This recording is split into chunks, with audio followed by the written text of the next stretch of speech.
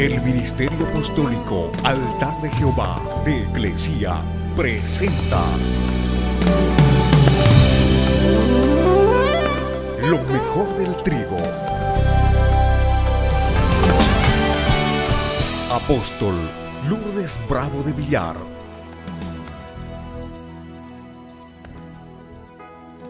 Mire cómo Dios quiere que nosotros entremos al lugar santo todos, porque la puerta está abierta.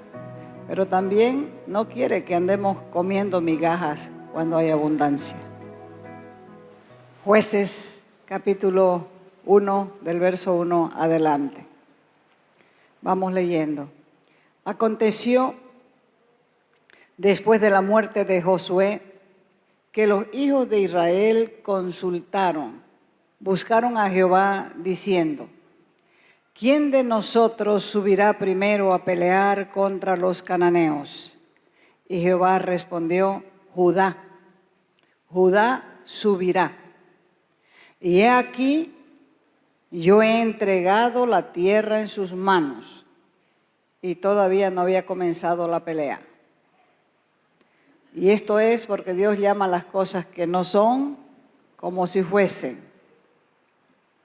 Y Judá dijo a Simeón, su hermano: subí conmigo, acompáñame al territorio, a la zona, a la región que se me ha adjudicado, que se me ha entregado, y peleemos contra el cananeo, y yo también iré contigo al tuyo, a tu terreno, a tu zona, a tu territorio. Y Simeón aceptó y fue con él. Y subió Judá, y Jehová entregó en sus manos al cananeo, al fereceo, e hirieron ellos en Beset a 10,000 hombres. Y hallaron a Adoni-Beset en Beset, y pelearon contra él, y derrotaron al cananeo y al fereceo, cumpliéndose la palabra que Dios le había dado a la tribu de Judá. Así que Adoni-Beset, dice en el verso 6, huyó, era el rey. Y le siguieron y le prendieron y le cortaron los pulgares de las manos y los pulgares de los pies. Entonces dijo Adoni-Beset: 70 reyes, diga 70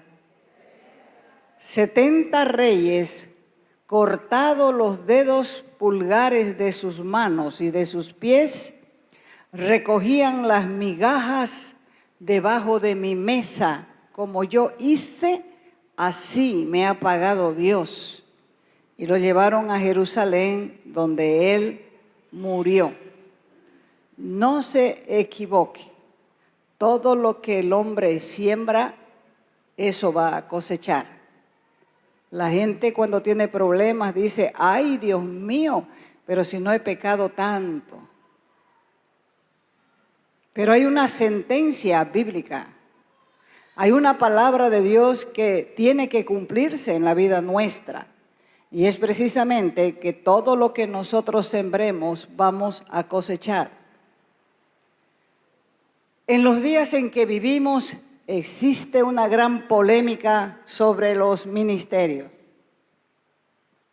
especialmente sobre el ministerio apostólico. Muchos dicen que no es necesario, otros dicen que es una opción, pero el que instituyó los ministerios es el Señor. Y en Efesios 4:11 dice: y Él mismo. ¿Quién es el mismo? El mismo Dios constituyó, estableció a unos como apóstoles, a otros como profetas, a otros evangelistas, a otros pastores y a otros maestros. Y es que cuando falta alguno de los ministerios en la iglesia no está completa. Esta es una historia que nos puede enseñar muchas cosas. El versículo 1 comienza diciendo que Josué había muerto. y cuando él murió no había dejado sucesor. Y ante esta crisis de liderazgo, Israel tuvo que aprender a salir adelante sin jefe. Pero el pueblo decidió seguir luchando para despojar a los cananeos de sus territorios, porque en realidad el líder real era Dios mismo. Muchas veces ponemos nuestra confianza y esperanza en líderes humanos y olvidamos que en realidad el que está al mando de la iglesia, de la evangelización del mundo, es el Espíritu Santo. Y esto es bueno recordarlo continuamente, porque caemos en la tentación de desviarnos de las doctrinas fundamentales para seguir programas humanos, que por muy buenos que parezcan o sean, no pueden ser más sabios que los planes de Dios. ¿Me están siguiendo? Con Josué parecía que se había conquistado todo Canaán, pero no fue así. Más bien los hebreos comenzaron a convivir con los cananeos y fueron tropezadero para sus vidas. Como estaba escrito en la palabra, fueron espinas en sus costados, tal como había sido profetizado para el futuro de Israel si no sacaba a los enemigos de su territorio. Y aquí surge una pregunta, y es ¿por qué Dios quería despojar a los cananeos de sus tierras y entregárselas a Israel? Cuando Dios le dio la promesa a Abraham que le daría esta tierra, le dijo que el pecado de Canaán no había llegado a su colmo. Pasó un periodo de 430 años más y llegó el momento del juzgamiento, del juicio de Dios. Y llegó la disciplina con el despojo de su tierra por manos de los hebreos. ¿Qué hacía este pueblo para ser juzgado? Este pueblo hacía muchas abominaciones y todas esas abominaciones eran hechas delante de Dios. Adoraban a los demonios, asesinaban a sus propios hijos, los ofrecían en sacrificio a Moloc. Parte de su religión era practicar relaciones sexuales en los cultos y relaciones sodomitas también. Eran avaros, eran crueles en la guerra y por lo tanto estos pueblos no podían coexistir juntos. Así que cuando Josué murió y no dejó liderazgo visible, los cananeos poco a poco comenzaron a recuperar su territorio y los israelitas iban perdiendo control y se volvieron una espina en su costado. Y los líderes de las tribus comenzaron a desarrollar un espíritu de conquista. Esta era la tierra que Dios les había dado y se las había dado como herencia. Era la tierra prometida, era la tierra próspera, era la tierra que fluía leche y miel. Y fue entonces cuando nació en el pueblo una oración pidiendo a Dios dirección para la guerra. Señor, ¿quién de nosotros subirá primero a pelear contra los cananeos? Y ellos insistían delante de Dios. Y Dios les dijo como respuesta, Judá subirá. Porque aquí yo he entregado la tierra en sus manos. Dios decidió que la primera tribu que iniciase este plan de reconquista fuese Judá. Y la pregunta es, ¿por qué Dios eligió a Judá y no a otra tribu? ¿Qué tenía de especial la tribu de Judá? Judá en hebreo significa alabanza o el que alaba. Esta tribu era identificada con la adoración y con la alabanza. Y la Biblia dice que el más grande adorador que tuvo Israel fue David, a quien lo llamaban el cantor, el dulce cantor de Israel. Y este hombre era precisamente de la tribu de Judá. Dios decidió que la tribu de alabanza, la tribu adoradora, comenzara su plan de conquista de la tierra prometida. Todas las tribus iban a entrar a la guerra, pero la que tenía que comenzar esta primera batalla era Judá. Y esta es la razón por la que generalmente toda oración de guerra espiritual comienza con la alabanza y la adoración, porque la alabanza abre el camino a la victoria del pueblo de Dios. Subió Judá y Jehová entregó en sus manos al cananeo, al fereceo, e hirieron, dice, a Beset o en Beset a 10,000 hombres. Y ahí mismo en Beset hallaron a su rey. ¿Cómo se llamaba el rey? Adoni-Beset. Y pelearon contra él, lo derrotaron y lo siguieron al rey que había escapado, lo prendieron y le cortaron los pulgares de la mano, estos son los pulgares, y los pulgares de los pies.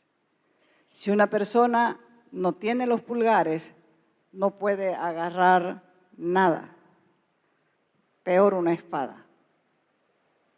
Si una persona no tiene los pulgares de los pies, no puede caminar, no puede marchar, nunca más puede ir a la guerra. Hay muchas batallas espirituales que no se van a ganar hasta que la alabanza y la adoración golpeen, magullen, sopapeen con tal fuerza los oídos de Satanás que lo hará huir. Y cuando éste huya, la batalla será nuestra. Judá no solamente venció al cananeo y al fereceo en esta batalla, sino que además tomó prisionero al rey Adoni-Beset. Lo tomó prisionero. Era uno de los reyes más sanguinarios y malvados de Canaán.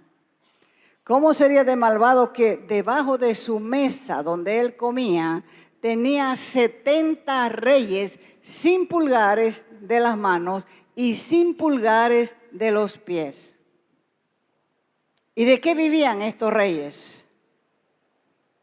De las migajas que caían de la mesa del rey.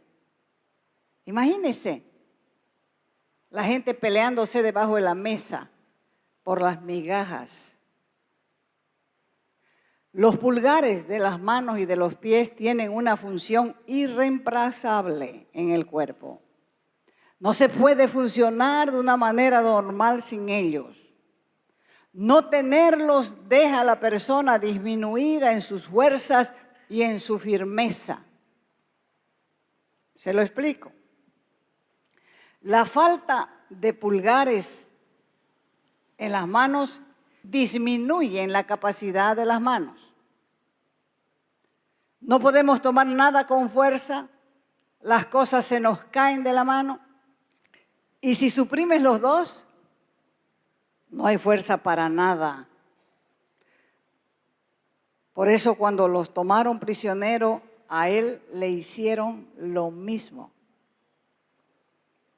Así que nunca creas que estás tan alto que nada ni nadie te puede alcanzar. Es bueno recordar que Dios siempre está más alto sobre nosotros y además hay una ley conocida como la regla de oro. Traten a los demás como quieran que los traten a ustedes. ¿Se merecía esta disciplina, este castigo a Adoni-Beset? Volvamos a la escena de los 70 reyes. Por pequeños que hayan sido sus territorios, con los pulgares cortados, jamás en su vida podrían de nuevo tomar una lanza. Jamás en su vida podrían correr. Y ahora Adoni-Bezek quedó en la misma situación, como perro debajo de la mesa comiendo migajas. No puedo dejar de hacerte ver cómo Dios te trata a vos, porque Él, siendo Rey de Reyes y Señor de Señores, podría tratarte peor que un enemigo derrotado, pero en lugar de eso te lleva a su palacio, a su casa, te sienta a su mesa y te invita a manjares, porque te trata como a hijo tan solo porque su misericordia no tiene límites.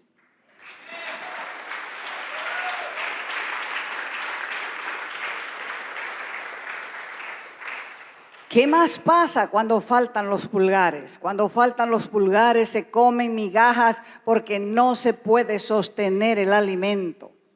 La falta de dedos pulgares es figura de aquellos que no creen, que no aceptan el ministerio apostólico, lo critican, lo denigran. Y lo que no entienden es que están impidiendo de esa manera que el cuerpo de Cristo, que es la iglesia, alcance la unidad de la fe, la estatura y la plenitud de Cristo. Así que por muchos años funcionaron solo 3 ministerios: el pastoral, el del maestro y el evangelismo.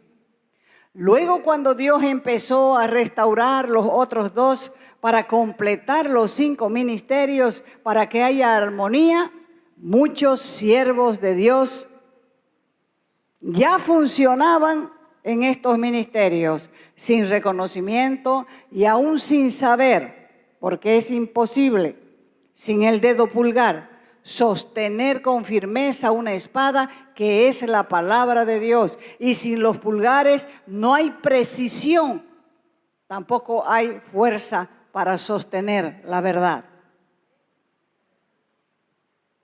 Segunda de Timoteo 2:15 dice: procura con diligencia presentarte a Dios aprobado, como obrero que no tiene de qué avergonzarse, que usa bien la palabra de verdad. ¿Cuál es el obrero que va a ser aprobado? ¿Cuál es el obrero que no tiene de qué avergonzarse? ¿Y cuál es el obrero que usa bien la palabra de Dios?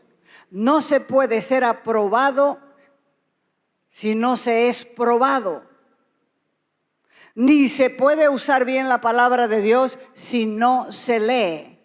Se lee, se estudia, se medita, se compara. Cuando dice que los reyes no tenían pulgares y que recogían migajas debajo de la mesa del rey, esto también es figura de aquellos que están bajo una cobertura orgullosa y equivocada, y que normalmente reinan sobre personas que no aprendieron a valerse a sí mismos. ¿Por qué? Porque no tienen revelación y por eso dependen de las migajas que caen de una mesa. En este tiempo, Dios está impulsándonos a salir de la mediocridad y a caminar hacia la plenitud de nuestro llamado y de nuestra herencia, para que la gran comisión sea realmente cumplida con gracia y con demostración de poder de Dios. Los reyes sin pulgares no tienen estabilidad, no tienen firmeza, son también de doble ánimo, son inconstantes en todos sus caminos. ¿Por qué? Porque han perdido toda esperanza de purificación de sus pecados. Porque la sangre se aplicaba a los pulgares. Y sin sangre no hay expiación. Levítico 14:25. Luego dice ahí degollará el cordero de la culpa, y el sacerdote tomará de la sangre de la culpa y la pondrá sobre el lóbulo de la oreja derecha del que se purifica, y sobre el pulgar de su mano derecha, y sobre el pulgar de su pie derecho. Si no hay aceite de unción para untar en los pulgares, la unción no pudrirá el yugo. Ve ahí, primero hemos visto la sangre, ahora ve el aceite en Levítico 14, 28. También el sacerdote pondrá el aceite que tiene en su mano sobre el lóbulo de la oreja derecha del que se purifica, sobre el pulgar de su mano derecha y sobre el pulgar de su pie derecho, en el lugar de la sangre de la culpa. O sea que la sangre y el aceite iban a los pulgares. La sangre se recibía en un recipiente y se ponía sobre el lóbulo de la oreja, sobre el pulgar derecho de la mano y sobre el pulgar derecho del pie. Y la sangre en la oreja indica que si queremos ser sacerdotes, necesitamos un oído que escuche. Por eso es que era untada al lóbulo de la oreja. Y como Él nos ha hecho reyes y sacerdotes para Dios, ser sacerdote requiere que escuchemos y trabajemos y caminemos. El pulgar de la mano representa trabajo, compromiso, acción. Y el pulgar del pie representa caminar, marchar, correr. Y todo forma parte de la santificación de los sacerdotes. Y Dios nos ha llamado a nosotros a ser reyes y sacerdotes.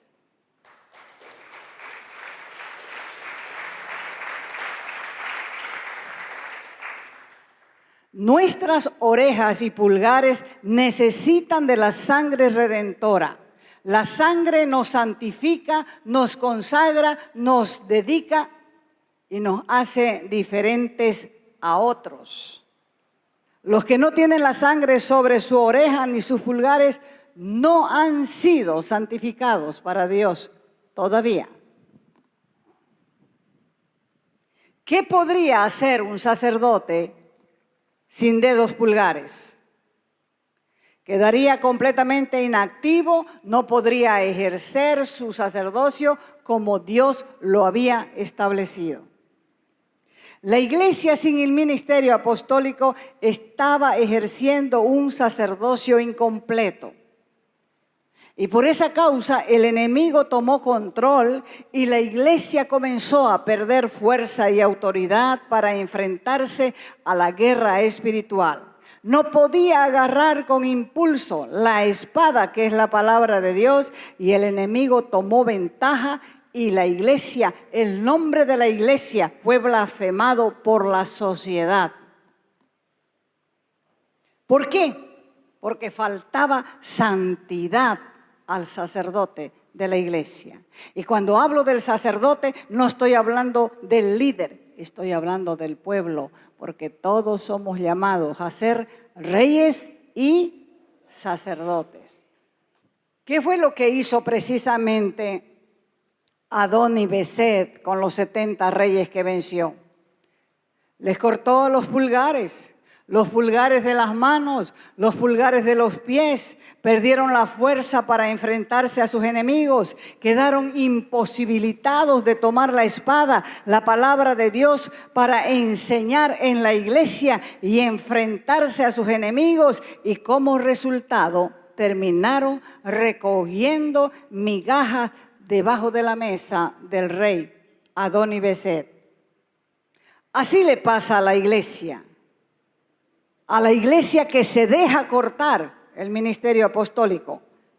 Vive recogiendo migajas que se caen de la mesa de la sociedad Se hace la iglesia mundana, se hace la iglesia carnal, dando una falsa impresión de la verdadera iglesia del Señor. Pero ahora hay un exceso también. Y hay una cultura apostolitis. Es verdad. Todo mundo quiere ser apóstol. Todo mundo se autonombra. Es verdad. Pero también es verdad que hay una renovación notoria del verdadero ministerio apostólico. Y por eso vemos a la iglesia estableciendo el reino de Dios en la tierra, tomando control sobre los poderes de las tinieblas, y nadie podrá enfrentar una iglesia que ejerza los 5 ministerios, porque las puertas del infierno no prevalecerán contra ella.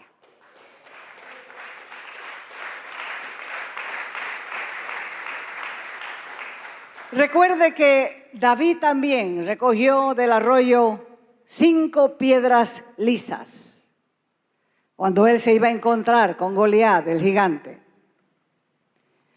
Eran un símbolo de su debilidad suplida por la fuerza de Dios. Y él fue más fuerte que su debilidad. ¿Por qué? Porque él estaba protegido por Dios. O sea que la armadura de un cobarde como era Saúl no le servía a un hombre que había conocido la presencia de Dios. La responsabilidad de David era enfrentar al gigante con las 5 piedras. Y la responsabilidad de Dios era hacer que David conquistara a los enemigos filisteos usando una sola piedra. También la responsabilidad de la iglesia es enfrentar al enemigo con los 5 ministerios. Y Dios en cada momento de la batalla espiritual nos guiará para que usemos el ministerio ideal para cada enfrentamiento. Dios en estos tiempos está volviendo a poner en las manos de la iglesia las 5 piedras, los 5 ministerios que Él usará para establecer su reino y edificar una iglesia gloriosa que exprese su poder y que exprese su autoridad. Y Cristo es el único fundamento de la iglesia. Dios quiere que aprendamos a gobernar nuestra propia vida, porque cuando la carne está crecida, creemos que lo que vale de un guerrero es una polera camuflada. Pero eso no sirve para nada en esta guerra. Porque muchos cristianos viven felices porque tienen una polera de guerreros del reino, pero lo que no saben es que sus armas son de juguetes. Porque para ser un guerrero de verdad se necesita un altar de adoración. En ese altar de adoración afilará su arma. En ese altar de adoración se entrenará en estrategias. Si no, será un copión, un falso clon de otros. Pero cuando te conviertes en un creyente que ha aprendido a alabar y adorar a Dios, dejas de ser un débil, dejas de ser frágil. Y en lugar de ello, tu vida de adoración y tu vida de alabanza hace que ahora sea vos el que debilites a tus agresores. Y declaras nulas sus acciones, las acciones del enemigo en contra de tu vida. Este es un nuevo tiempo para la iglesia. Vamos a ver cosas que nunca antes hemos visto. Y de las que ya hemos visto, tendremos una mayor luz para reajustar nuestros pensamientos, para reajustar las enseñanzas. Y solo los que quieran meterse en el kairos de Dios podrán disfrutar de mejores tiempos en la fe.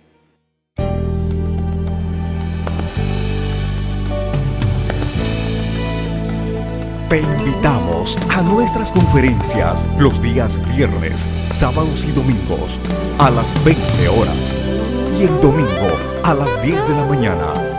Calle Nicolás Suárez, esquina Félix Pinto.